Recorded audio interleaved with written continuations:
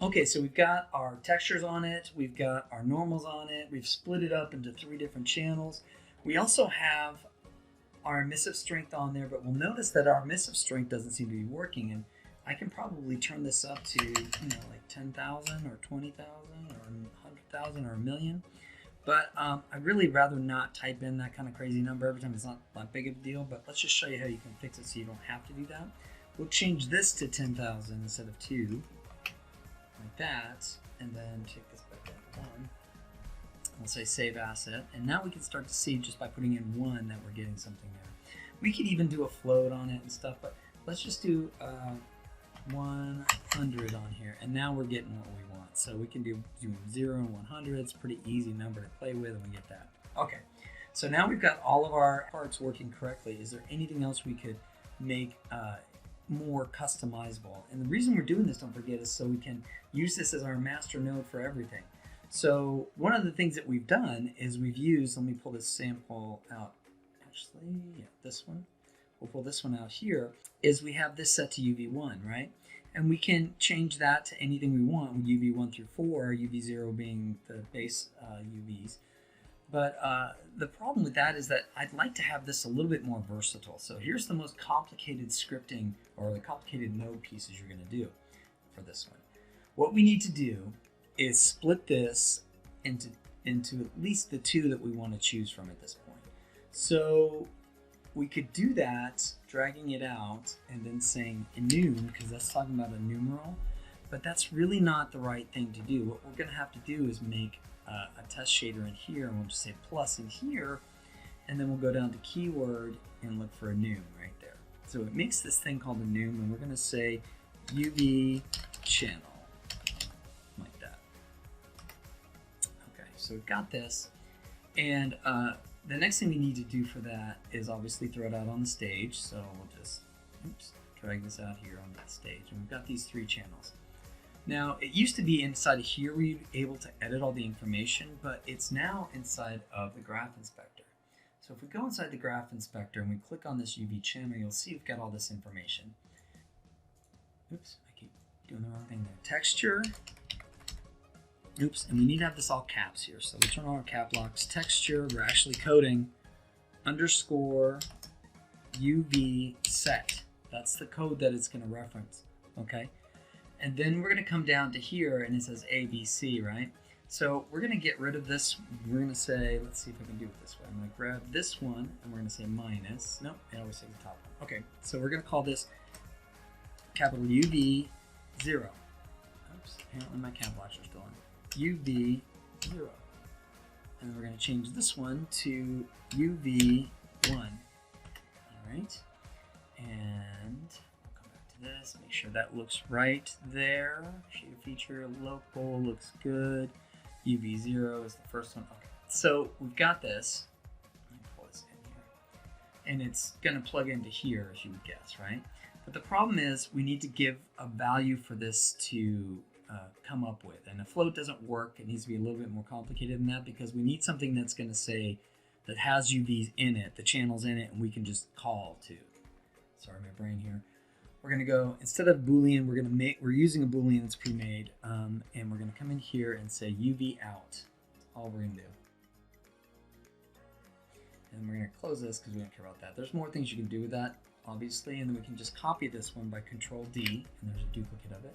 We're going to throw the second one down here into UV1. And as you can guess, this is set to UV0, and we'll change this one to UV1. Now, if we say save, you'll see down here we have UV1 and UV0. The only problem we probably want to do is put this under the mask channel, which may or may not let us do. This is interesting. So let's take this and put the mask channel down here so it's underneath it. There we go. Oh. And mask map. So the mask map, the mask channel. Ew, that's the wrong one. I guess I did this earlier, and that's a problem. That's the float I used earlier. So we'll say save again. And there we go. Mask and then UV channel 1 or 0. And if you look over here as I do this, the UVs will change. Let me save this. And we'll do this. UV01. And there you can see they're changing slightly. It's just that metal texture. In fact, what we could do is we could throw the mask map for, let's say, the texture for the decal texture. We'll throw this into here instead. And on mask UV0, it looks good, but as soon as we put it to UV1, which is the box map, it goes all over the place, right? So we know it's working. We'll go back to metal here. So that's one thing we need to do. The other thing we need to do is be able to control the alpha. And if you remember the original box over here, these textures, these textures that are using the decal, we had to go inside the surface options and turn on alpha clipping, right? So where do we do that in here? Well, let's take a look. Let's see if we go back to our shader and we click on this. I don't see a place. Well, let's see the surface options. No, none of that's in here. And if I click on here, what we're going to see is that we don't have any options at this point. So if I click on the fragment and go to the graph, we can see some of this stuff in here. Just make sure that if you see gray and it's being stupid, which does happen, just reopen it and close it. It just did it to me again here. But let's do this graph. And we can take a look at this and say surface options, which is the same tag as you saw before. And what we can see in here is that alpha clipping is not available. So we can turn that on.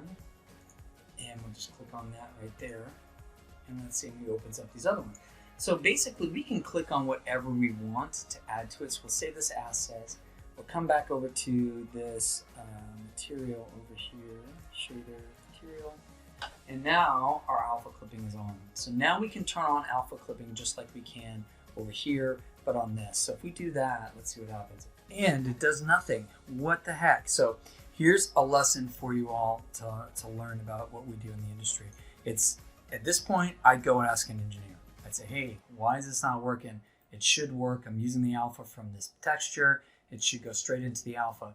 But we don't really have that time because we don't have an engineer, for one thing. So what we're going to do is we're just going to hack it. And actually, if we think about it, this really, we don't want this in here to also affect the alpha always. In other words, sometimes we don't even want the base color in there. So we need to add another layer for the alpha to come from. And that's a simple, we'll just take this off of here real quick. Maybe. And then we'll just grab this sample 2D copy and paste drag it over here, get rid of the connection there, and open this up. We'll just go straight from the alpha. We're going to use the same picture, mind you, but we don't have to, let me open up, but we don't want it to be the way you get the alpha and the texture, because sometimes we're not going to put the texture on. So we're going to do another float. Nope, we're going to do a 2D, texture 2D. We're going to call this alpha. And that means if we use it, we use it. If we don't, we don't. We throw it over here. We put it into here. And we leave it on UV0. Close this up. And oops, stop it. I always do that. I always seem to grab that little dot. And then we're going to say save. All right. And if we look, now we have the alpha, right? You know what, let's come back in here and move this above the mask map so it's cleaner a little bit. I'm looking into how to make this a cleaner thing, and I believe there's ways to do it. But anyway, come back in here. We still have our graph setting with the alpha clipping on, so we close that. And we come over here to our texture, and we come back and find our texture, which is this one, and we throw it in there. Now we're getting our alpha. We can actually take this back off. Okay, so one more thing we want to do, and sometimes you're building these and then changing them as you go, but one more thing we might want to do is, since we aren't going to always use a base color, maybe we want to also have an option for them to use a color, right? So what we'll do is we'll treat it like the original, and we'll make a color and multiply it in. So to do that, we're going to come back in here. I'm going to close this up. We don't need that anymore. We probably don't need the blackboard either. We can always open it back up. We'll zoom in here, move this all up right here, like this. And we're going to right click, create a node, look for multiply, just type in that. We'll get this, double click, and then we're going to do another node that goes out, and we're going to say color, and I think it's just color out, yep. And we're going to drag that one, and then we are going to put this one into here, and we're going to put this one out to base color. And if we say save now, and we look at it, everything's dark, right? But because that's defaulting, so what we want to do is go to the default gray, which is, 137, 137. Oops. So it's a nice flat gray. Say save again, and now we've got our gray color. And if we look at our material on this object here, we now have, what we'll need to do is right click on it and go convert to property, and then we can look inside of our blackboard, and now our color sitting right there. Probably want to put it under the base color, and then we say save. We click back on this object here, and look, there's our base color. No texture on it. Everything's set up, and we can go all the way to this, or we can have less information and make it a standard material. So now we've got a standard type material that uses and controls which UV channel it goes across, and has the alphas and everything in it. And really, in all honesty, the biggest thing, the reason we did this was to get to the UV channels. But it also gives me time to explain what we're doing inside of here. So let's go from there. We'll just attach, next we'll just put everything onto our original box and get everything working with this one material. Because with this one material, what we're going to be able to do is make multiple with this one shader, what we're going to be able to do is make multiple materials that work across multiple objects if we want, or one object, and without changing anything.